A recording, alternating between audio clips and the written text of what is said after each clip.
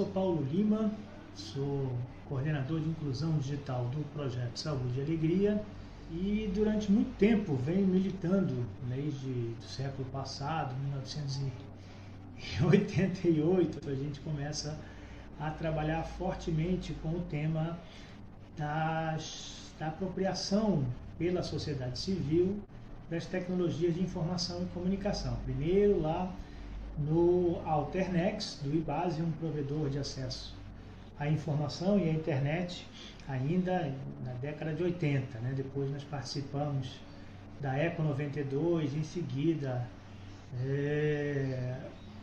passei a fazer parte do quadro do IBASE, do Alternex, e desde então pensando fortemente essa questão. Depois eu participei como coordenador da rede de informações para o terceiro setor e durante esse período de gestão nós nos envolvemos muito fortemente na agenda ou do impulsionamento da agenda da inclusão digital no Brasil. Organizamos junto com outros parceiros e outras organizações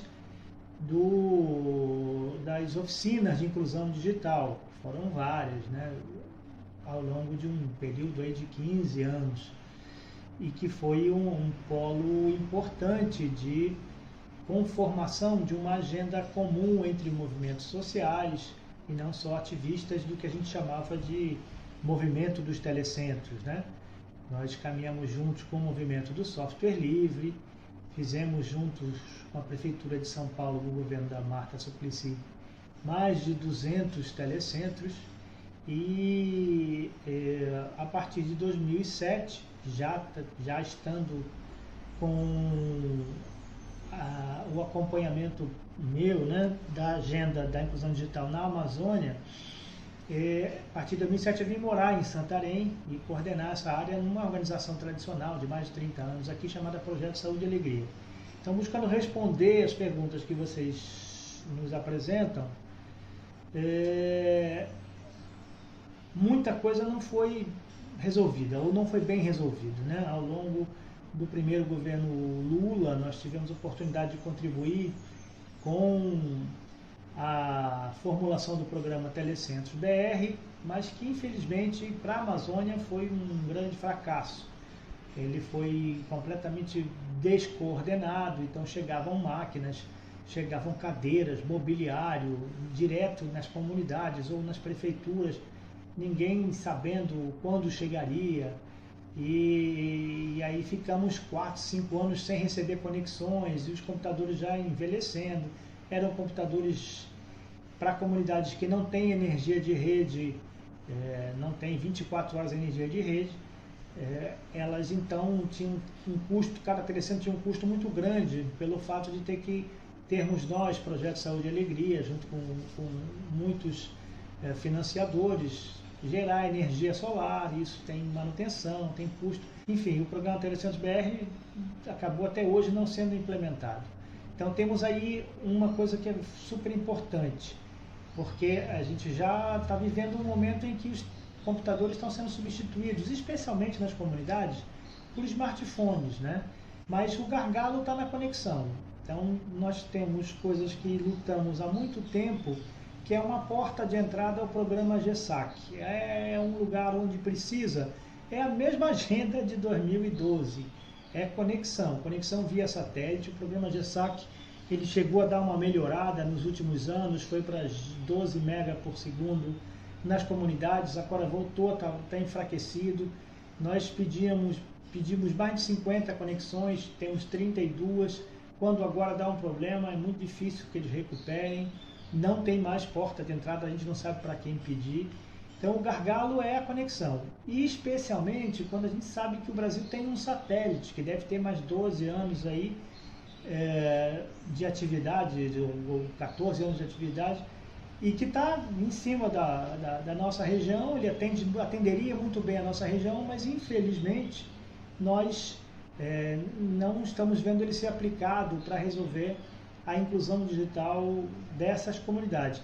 Porque nessas comunidades havia telefones que a gente chama de orelhão, telefones públicos. Esses telefones públicos A Oi está completamente sucateada, é a que atende aqui a grande parte da Amazônia e não recupera mais. Então, nós estamos vivendo um apagão. Se a gente não aposta efetivamente na inclusão através do programa GESAC e conexões satelitais, utilizando a banda do satélite nacional para a inclusão digital, nós vamos ver essas comunidades ficando cada vez mais distantes da sociedade da informação. Vamos ver os jovens cada vez mais, com mais dificuldade em poder estudar à distância. Tudo que nós avançamos, até mesmo por causa da pandemia, esses jovens estão alijados, essas famílias estão alijadas, né? Nós estamos falando aí de uma quantidade grande de pessoas que ainda vivem nesse pequeno percentual que não tem energia de rede, não tem as companhias elétricas, porque são comunidades menores e que são desassistidas, são desinteressantes para o mercado não instala torres de telefonia celular, porque não é interessante economicamente. As companhias de distribuição de energia cada vez mais lentas para atender essas populações, e isso segue mantendo um comprometimento para tudo, para a saúde, para a educação, para inclusão social dessas pessoas. Muita coisa melhorou em termos de serviços interessantes para serem utilizados nas comunidades, com smartphones mais baratos. Então, nós aqui estamos trabalhando em uma segunda geração do que eram os telecentros. Agora são pontos públicos gerenciados pelas lideranças comunitárias de acesso à internet com o smartphone. Então a gente tem um kit de geração de energia que é muito mais barato. Hoje, com R$6.000, a gente põe um kit que faz com que a energia da conexão do GESAC ou de qualquer outra conexão, ela funcione 24 horas. Né? Isso tem feito que basicamente a substituição do orelhão, porque todo mundo está usando os aplicativos como o WhatsApp, etc. Então, a inclusão digital ainda faz todo sentido para as comunidades rurais ribeirinhas, para as comunidades indígenas, para todos que estão isolados do que não é interesse do mercado e que o Estado tem se mantido omisso, né? O termo ainda faz sim sentido, mas é de outra maneira. Nós não estamos com os modelos dos telecentros mais caros e mais difíceis de manutenção, mas com um modelo de qualificar o uso das conexões hoje disponíveis com telefones celulares, mas que possam usar muito mais do que o WhatsApp e redes sociais.